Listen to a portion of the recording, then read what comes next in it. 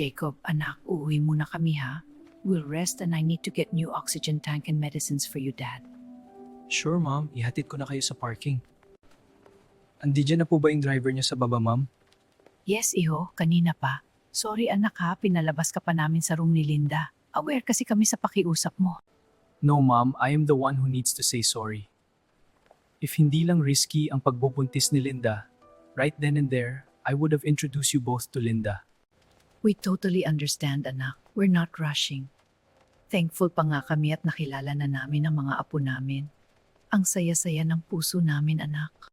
Sana gumawa ng way si Lord para masabi mo ng maayos kay Linda lahat. Gusto na namin siya makausap at makilala. Right now kasi we're hesitating kasi baka madulas ang mga dila namin. Harinawa, Oliver. Jacob, anak, Yes, Dad?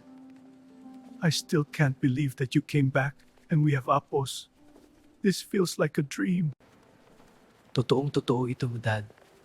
I am really here.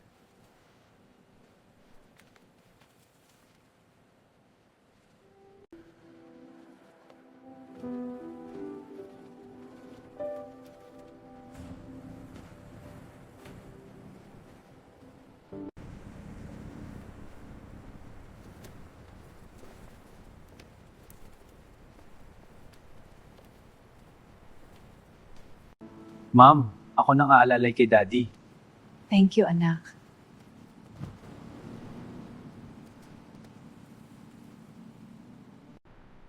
Ingat kayo pa uwi. Drive safe. Yes sir, thank you po.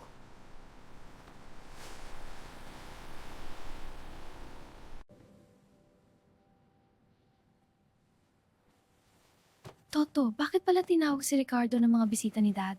They haven't given their names. Do you know them? They are Tita Amelia and Tito Oliver, ate. Baka may ibinili lang kay Ricardo about you. Oh, okay. Toto, can I visit Kulas? I miss my son. Actually, I can get Kulas to visit here. Wala naman na siyang nakakabit na swero. Huwag ka muna magkikikilos, ate. Tandaan mo, high risk ang pregnancy mo ngayon. Sige, Toto, please. Maraming salamat. Gusto ko na kasi makita ang anak ko. Salamat sa Diyos at magaling na siya. Sure thing, ate. Sunduin ko lang ang mga bata. Saglit lang ako, ate. Wait for us, okay?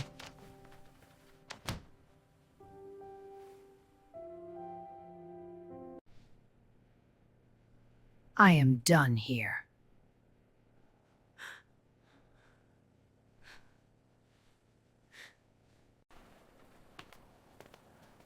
Ma'am, ano pong nangyari?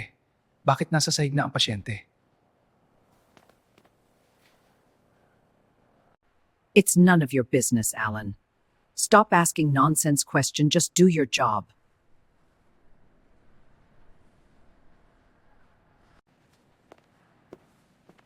Gianna, what happened? Did she hurt you?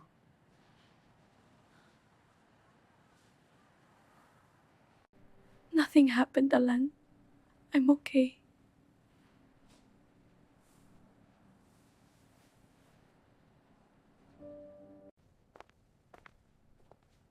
Ma'am Garcia, wait lang po. What now? I will just inform you that you can claim the patient's belongings since you are related to her. Oh, please. I'm not interested in claiming her things. You can dispose all of it if you want. She is no one to me. Hello, Kulas! Gusto mo ba makita ang mama mo? Oo naman po, Dr. Ernesto. Good, dahil magaling ka na, pupunta tayong lahat sa kwarto niya. Let's go, guys. Miss na kayo ng mama nyo.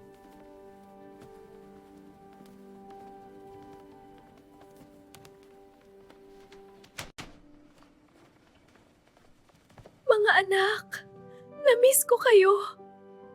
Halik kayo dito at yayakapin ko kayo ng mahigpit.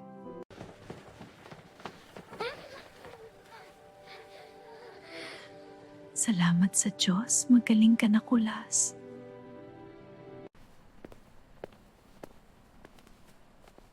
Hey, what did I miss? Anong kaganapan sa loob? Mga anak ko, Kulas! Magaling na magaling ka na talaga! Salamat sa Diyos!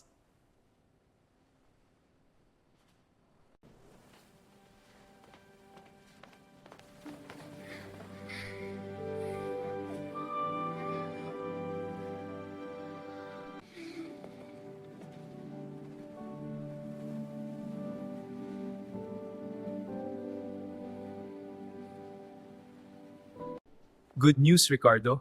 Anytime this week, for hospital discharge na ang anak mong si Kulas. Salamat naman sa Diyos kung ganun. Nag-decide na ba kayo ni Linda kung saan kayo uuwi?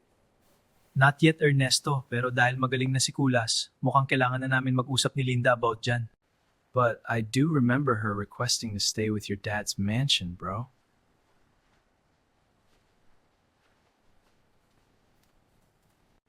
Good. We are all looking forward to it, especially for the whole truth to come out. Mamaya, kukuha kami ng blood sample ni Kulas. Lahat ng need na tests, gagawin ko at kapag maganda lahat ng result, you're all going home. Papa, ano pong sinasabi ni Dr. Ernesto? Nothing, anak. Pumunta muna kayo kay mama uli, mag-bonding kayo sa loob. Later, pag umuwi na si Dad, mag-uusap na kami ni Linda tungkol sa mga mangyayari sa amin kapag nakalabas ma kami ng ospital. Your sister wants to stay in your family house. And, how about introducing your parents to Linda? Earlier nagtanong siya sa akin kung sino sila at inilabas ka pa daw. Darating din tayo dyan, bro. For the meantime, gusto ko munang mauna magsabi ng totoo si Linda sa mga bata. Lalo na at sa inyo kami magstay kapag nakalabas na kami dito. Okay, bro, you decide what's best and good for your family. Anyways, hahanap lang din tayo ng bagong OB for Linda para mabigyan siya ng clearance for hospital discharge. Thank you, bro. Amelia, darling, ang saya-saya ko ngayon. Abot langit ang pasasalamat ko sa Panginoon at nakita ko pa ang mga apo ko at anak natin.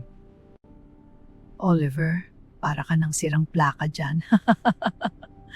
But your feelings and reactions are valid, darling. Kaya naintindihan kita. Di bali, Oliver, tomorrow pupunta ulit tayo sa hospital. Kaya mag-ipon ka ng energy para makasabay ka sa mga apo mo. Nako, magpapahanda ako kay Janet ng maganda kong isusuot, darling. Na-excite na naman tuloy ako. Parang binigyan ni Lord uli ng purpose ang buhay ko. Buryong na buryong ako sa buhay natin, Amelia. Kumpletong pamilya lang pala ang makakapagpasaya sa akin. You know the saying, Oliver?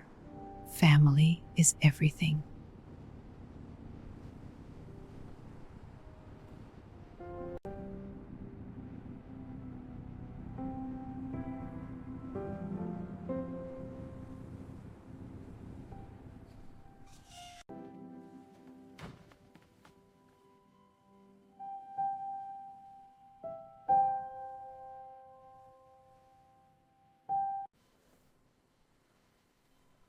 Nako, nakatulog na pala ang mga pamangkin ko.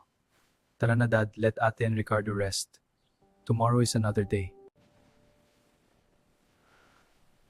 Rest well, Linda. Babalik din ako bukas.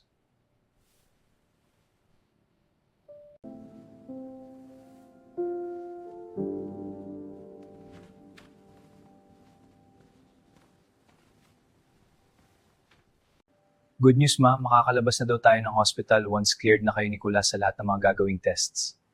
Mabuti naman kung ganun, para masabi ko na ang totoo sa mga anak natin. Excited na si Daddy na magpakilala bilang lolo nila. Excited din akong mabago ang buhay ng mga anak natin pa. Get some sleep, Oliver. Maaga pa tayo bukas. You too, Amelia.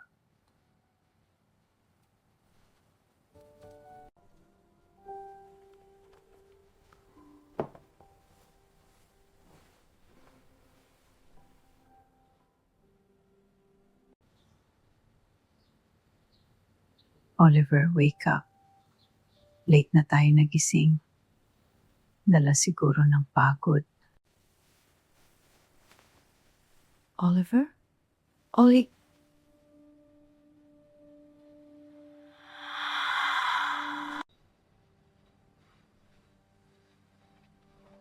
Oliver, darling, this cannot be.